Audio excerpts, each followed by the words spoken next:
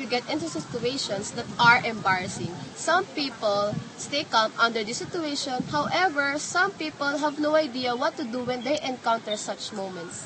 But do not fret, for I am here. I will be showing you guys some ingenious ways to get out of such horrible moments. This is how to avoid embarrassing situations.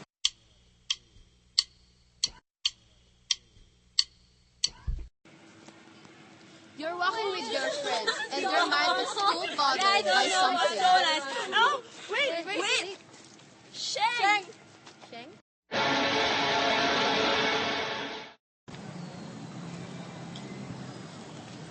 Oops, wrong turn. I have one word for you. Pretend. Pretend that you're searching for someone. No, I was looking for a friend of mine. I thought he just passed by. Okay, let's go. Oh, come on. Really? Yeah. Cheesy. Buttercup. Yeah. I kissed a girl.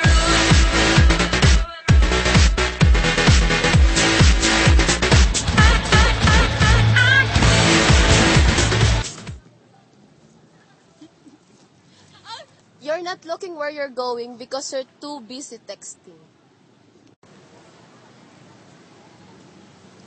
Ouch, that hurts. To lessen the embarrassment, watch this.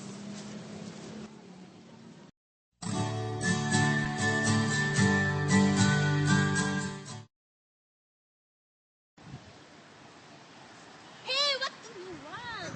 Huh? You want me to go there?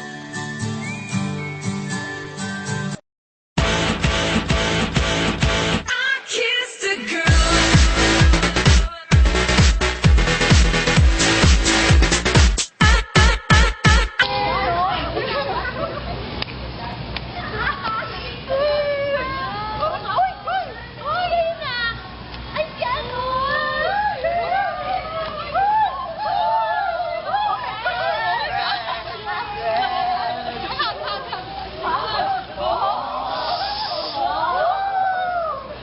Embarrassing if this happens to you, here's what you should do.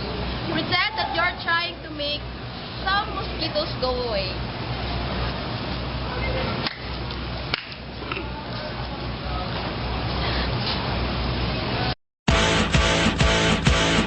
I kissed a girl.